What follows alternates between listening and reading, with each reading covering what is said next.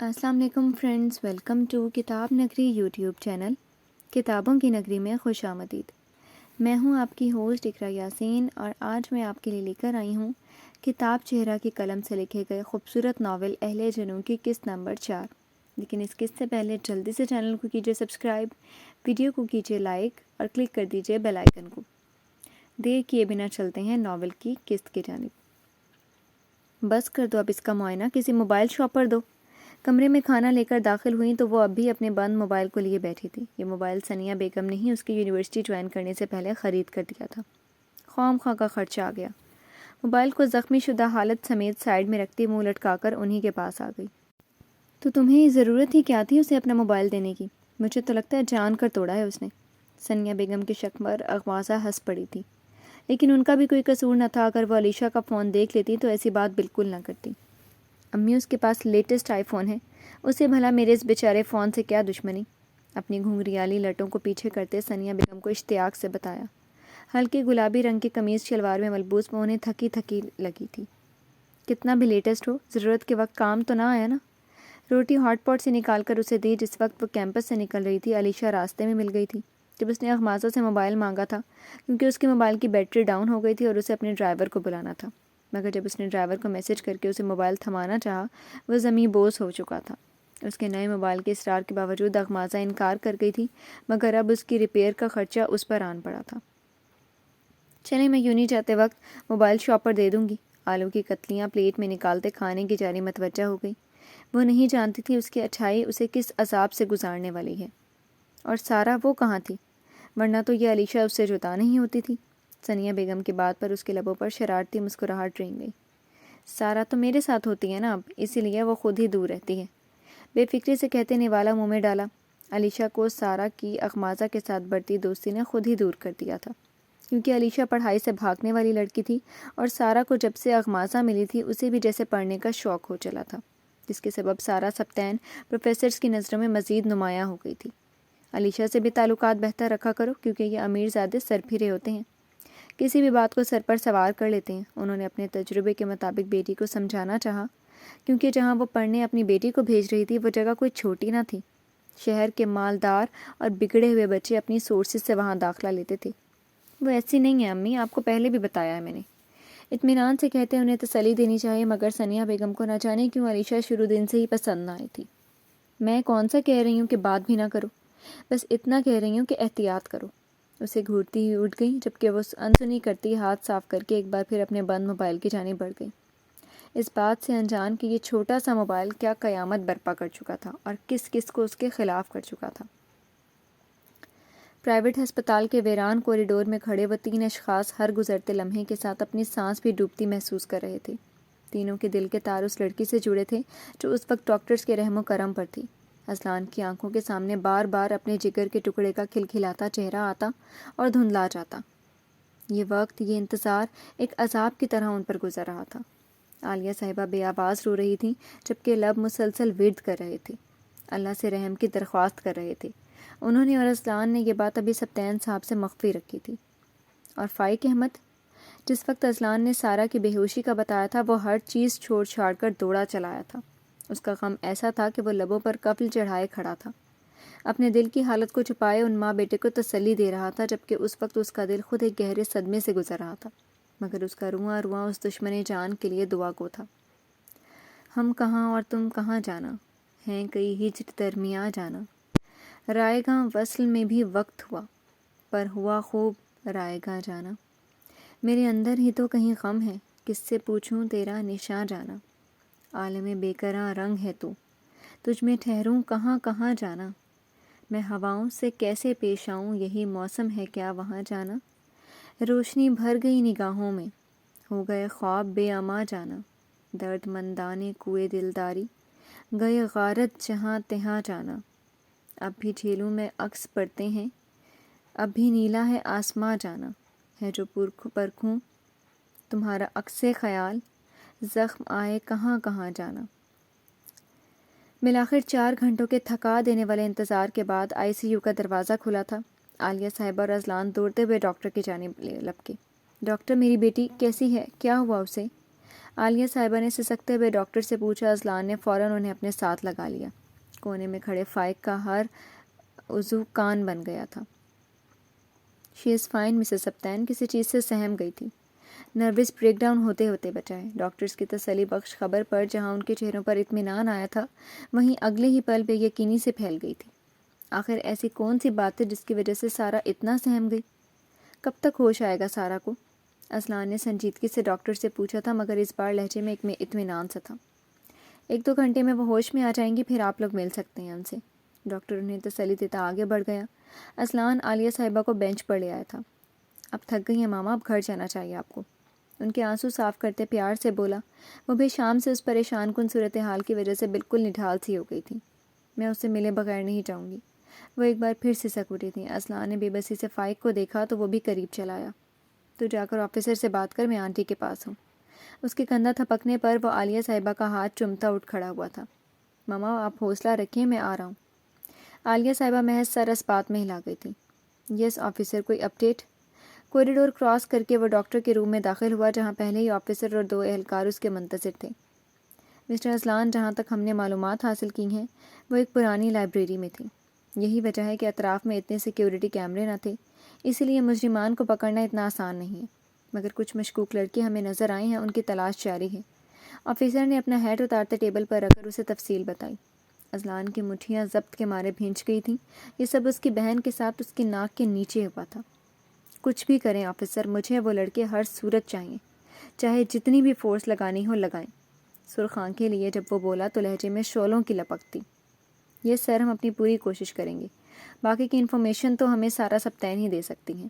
Professional مگر مؤدب طریقے سے بات اس کے گوشگوار کروائی تھی۔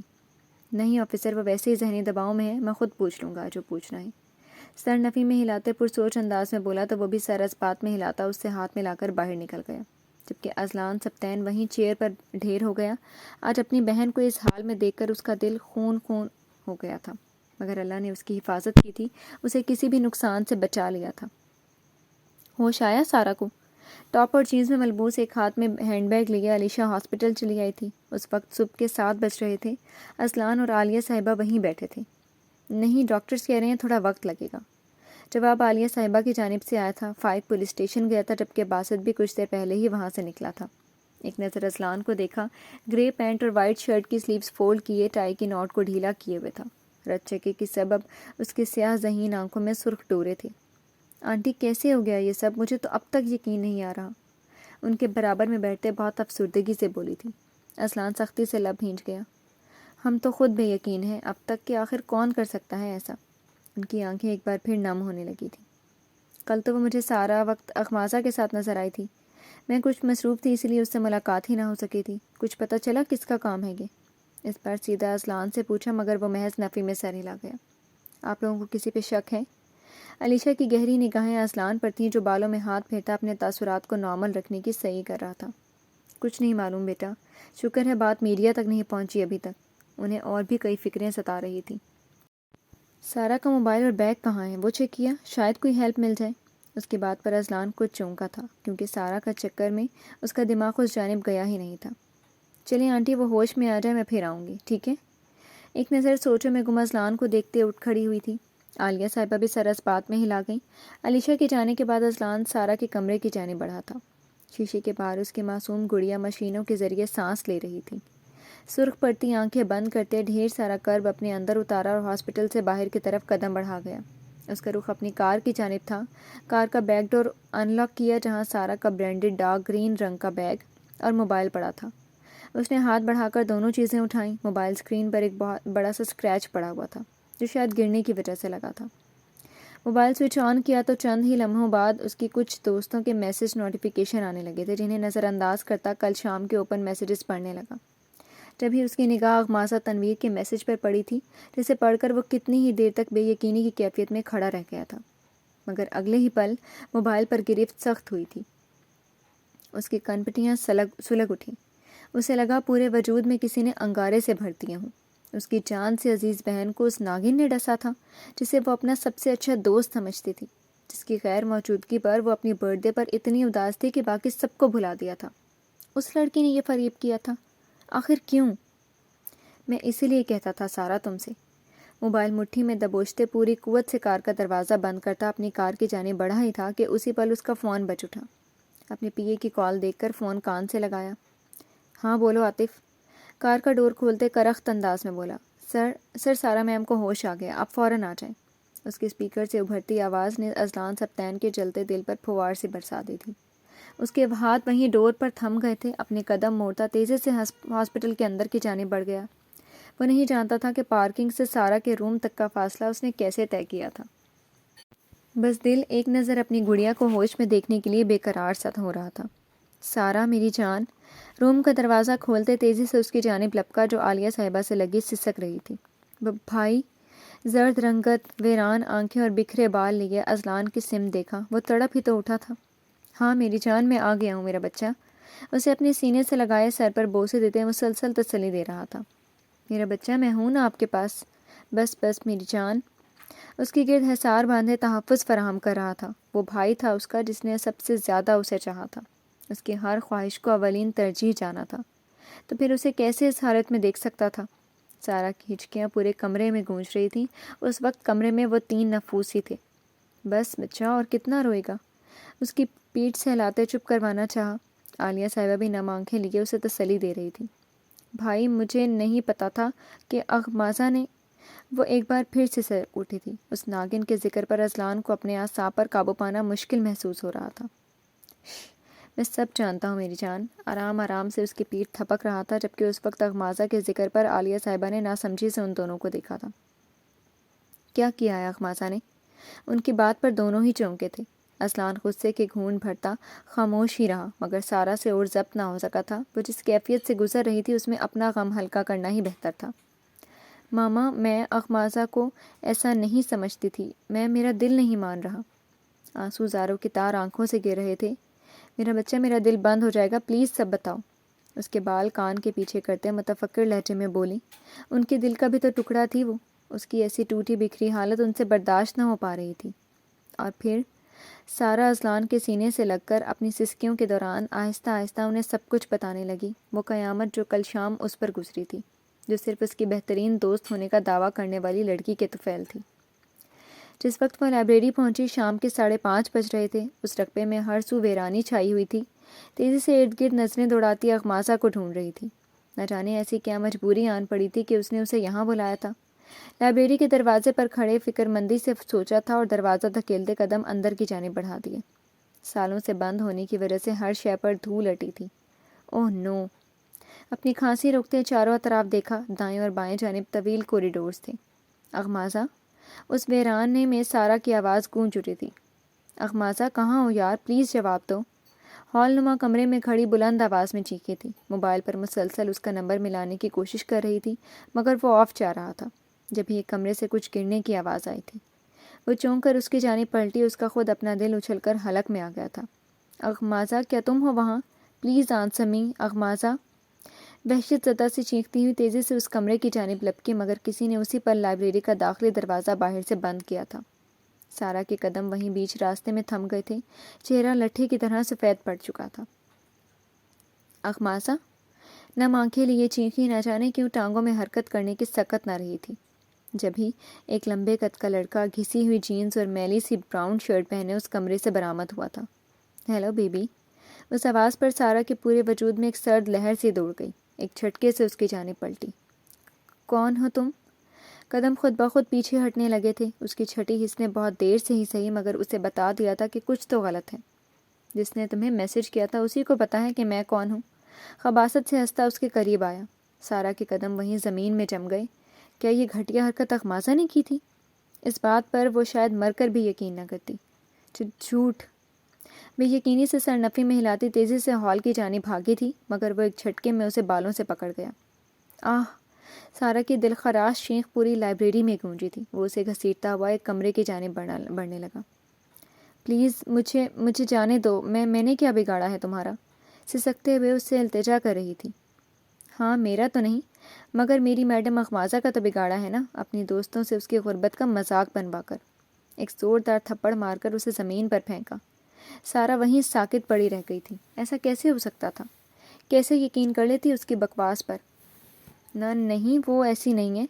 لبوں سے خون اور آنکھوں سے آنسو تیزی سے نکل رہے تھے۔ وہ ایک بے ڈھنگا سا کہا لگا گیا۔ تو لو خود دیکھ لو جانے من۔ اس کے قریب بیٹھتے موبائل نکال کر سامنے کیا۔ سارا خوف کے مارے فوراً سرک کر دور ہوئی۔ لو دیکھو نا۔ اسکرین پر اخماسہ کے نمبر سے 20 منٹ پہلے آیا ہوا میسج ابھرا۔ وہ لائبریری پہنچ رہی ہے، تم بھی پہنچو فوراً۔ یہ میسج تھا یا بم جو سارا سپتین کے اعصاب پر گرا تھا۔ وہ شخص نہ جانے اور کیا کہہ رہا تھا، مگر اسے کچھ سنائی نہیں دے رہا تھا۔ موبائل کی اسکرین نظروں کے سامنے سے دھندلانے لگی تھی اور یکدم ہی آنکھوں کے سامنے اندھیرا سا چھایا اور وہ وہیں بے ہوش ہو گئی تھی۔ عالیہ صاحبہ ششدر سی بیٹھی بے یقینی کے عالم میں اپنی بیٹی کو دیکھ رہی تھی۔ وہ کبھی اپنے خواب میں بھی تصور نہیں کر سکتی تھی کہ ایک سیدھی سادھی معصوم سی نظر آنے والی لڑکی اس قدر شاطر اور مکار نکلے گی۔ جسے انہوں نے اور ان کی بیٹی نے اتنی عزت دی، وہی آستین کی سانپ نکلی۔ آخر سارا نے اس کا کیا بگاڑا تھا؟ نہ جانے کون سی نیکی تھی ہماری جو اللہ نے تمہاری عزت محفوظ رکھی میرے بچے۔ اسے اپنے سینے میں بھینچتی سسک اٹھی، جبکہ اصلان سبتین اپنی انگارہ آنکھیں لیے اٹھ کھڑا ہوا تھا۔ یہ وقت احتساب کا تھا اور وہ جانتا تھا کہ اس ناگن کا سر کیسے کچلنا ہے۔ ماما آپ سارا کے پاس رہیں، مجھے ایک کام سے جانا ہے۔ انہیں کہتا تیزی سے باہر نکل گیا۔ اس کا رخ پارکنگ کی جانب تھا، جہاں اس کا سیکریٹری عاطف پہلے ہی منتظر تھا۔ اصلان سبتین کو پارکنگ میں آتا دیکھ کر عاطف فوراً الرٹ ہوا تھا اور اس کے لیے بیک ڈور کھولا۔ سر کہاں چلنا ہے؟ ایک نظر اس کے پتھریلے تاثرات دیکھتے معاملے کی سنگینی کا اندازہ لگا چکا تھا۔ پولیس اسٹیشن چلو۔ کار میں بیٹھتے اس سے مخاطب ہوتا کسی کو کال ملا رہا تھا۔ اداس لوگوں کی بستیوں میں وہ تتلیوں کو تلاش کرتی، وہ ایک لڑکی، وہ گول چہرہ، وہ کالی آنکھیں جو کرتی رہتی ہزار باتیں، مزاج سادہ، وہ دل کی اچھی، وہ ایک لڑکی، ساری باتیں وہ دل کی مانے، وہی کرے وہ جو دل میں ٹھانے، کوئی نہ جانے کیا اس کی مرضی، وہ ایک لڑکی، وہ چاہتوں کے سراب دیکھے، محبتوں کے وہ خواب دیکھے، وہ خود سمندر مگر ہے پیاسی، وہ ایک لڑکی، وہ دوستی کے نصاب جانے، وہ جانتی ہے عہد نبھانے، وہ اچھی دوست، وہ اچھی ساتھی، وہ ایک لڑکی، وہ جام چاہت کا پینا چاہے، وہ اپنی مرضی سے جینا چاہے، مگر ہے ڈرتی، وہ ایک لڑکی، محبتوں کا جو فلسفہ ہے، وہ جانتی ہے اسے پتہ ہے، وہ پھر بھی رہتی ڈری ڈری سی، وہ ایک لڑکی، وہ جھوٹے لوگوں کو سچا سمجھے، وہ ساری دنیا کو اچھا سمجھے، وہ کتنی سادہ، وہ کتنی پگلی، وہ ایک لڑکی۔ امی جلدی کریں، دیر ہو رہی ہے، موبائل بھی ٹھیک ہونے دینا ہے۔ دیوار میں لگے چھوٹے سے آئینے کے آگے کھڑی اجلت میں اپنے ریشمی لچھوں کو سلجھا رہی تھی۔ ثنیہ بیگم کچن میں اس کے لیے ناشتہ بنا رہی تھی۔ تو میں کب سے اٹھا رہی ہوں، اب کیوں چیخ رہی ہو؟ کتنی بار کہا ہے جلدی سو، جلدی اٹھو۔ پراٹھا سینکتے وہ بھی جھنجھلائی تھی۔ کیا کروں میں، پیپر سر پر ہیں اور ٹائم رات کو ہی ملتا ہے پڑھنے کا، کیونکہ یونی سے آ کر بیوی کو سونا جو ہوتا ہے۔ تیزی سے ہاتھ چلاتی وہ طنز کرنا نہیں بھولی تھی۔ اس سے پہلے کہ اخماسہ تلواریں تیز کرتی اسی پل دروازے پر دستک ہوئی تھی۔ دیکھو کون ہے دروازے پر۔ انہوں نے وہیں کچن سے ہانک لگائی تھی۔ گنگا میز پر رکھتے دروازے کی سمت بڑھ گئی جو اب زور زور سے دھڑدھڑایا جا رہا تھا۔ کھول رہی ہوں، کیا عذاب ہے؟ اس نے کنڈی کھول کر ذرا سا جھانکا تھا، مگر باہر کھڑی شخصیت کو دیکھ کر ایک پل کے لیے دنگ رہ گئی۔ اس سے پہلے کہ وہ کچھ کہتی، اصلان لکڑی کا بوسیدہ دروازہ دھکیلتا اندر داخل ہوا تھا۔ وہ بے ساختہ 2 قدم پیچھے ہٹی تھی۔ آپ یہاں؟ اخماسہ کے جملہ مکمل کرنے سے پہلے ہی اس کا ہاتھ اٹھا تھا اور پوری قوت سے اس کے منہ پر پڑا۔ ثنیہ بیگم کے منہ سے بے ساختہ چینخ نکلی تھی اور تیزی سے قریب آئیں، جبکہ وہ پھٹی پھٹی نگاہوں سے گال پر ہاتھ رکھے اس کی دہکتی نگاہوں میں دیکھ رہی تھی، جہاں اس کے لیے صرف حقارت اور نفرت تھی۔ کون ہو تم؟ دور رہو میری بیٹی سے۔ وہ چیختے ہوئے اس کے سامنے آئیں۔ اسی اثنا میں پولیس آفیسر کے ساتھ لیڈیز کانسٹیبل بھی گھر میں داخل ہوئی تھی۔ پوچھیں اپنی آوارہ بیٹی سے کہ کون ہوں میں۔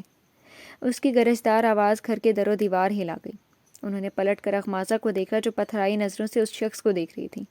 کون ہے یہ بیٹا؟ اور یہ پولیس کیوں لائی ہیں؟ اپنے گھر میں ان سب کو دیکھ کر ان کا دل بند ہونے کو تھا۔ یہ کیا جواب دے گی؟ مجھ سے پوچھیں۔ میری پھولوں جیسی بچی سارا کو اپنے آوارہ دوستوں کے ساتھ ہراساں کیا ہے۔ گرفتار کریں آفیسر اسے فوراً۔ ایک زہریلی نگاہ اس پر ڈالتا آفیسر سے بولا تھا، جس نے فوراً لیڈیز کانسٹیبل کو اشارہ کیا۔ نہیں، کوئی میری بچی کو ہاتھ نہیں لگے گا، یہ الزام ہے اس پر۔ انہوں نے گمسم کھڑی بیٹی کو اپنے سینے میں چھپا لیا، مگر اس کے لبوں سے ایک لفظ نہیں نکلا تھا۔ دماغ سائیں سائیں کر رہا تھا، سمجھ ہی نہیں آ رہا تھا یہ اس کے ساتھ ہو کیا رہا تھا۔ اس کی ماں اسے کانسٹیبل سے چھڑوانے کے لیے چیخ رہی تھی، مگر وہ اسے گھسیٹتے ہوئے باہر نکل گئی تھی۔ اس تماشے کو دیکھنے ایک جمع غفیر لگ گیا تھا۔ ہر شخص اپنے فلیٹ سے نکل کر یہ منظر دیکھ رہا تھا۔ کسی کی آنکھوں میں بے یقینی تھی، کسی میں حیرت، کسی میں دکھ تو کسی میں حقارت۔ وہ پولیس کی گاڑی تک اس کے پیچھے آئی تھی، مگر وہ اسے گاڑی میں ڈالتے اس شخص کی گاڑی کے ساتھ ہی فلیٹ کے مین گیٹ سے باہر نکل گئے تھے، اور وہ اپنی کل متاع کو نظروں سے دور جاتا دیکھ کر وہیں بیٹھتی چلی گئی۔ جی تو فرینڈز، کیسی لگی آپ کو آج کی قسط؟ امید ہے آپ کو پسند آئی ہوگی۔ کمنٹ سیکشن میں اپنی رائے کا اظہار ضرور کیجیے گا۔ پھر حاضر ہوں گی نئی قسط کے ساتھ، تب تک کے لیے شکریہ۔ اللہ حافظ۔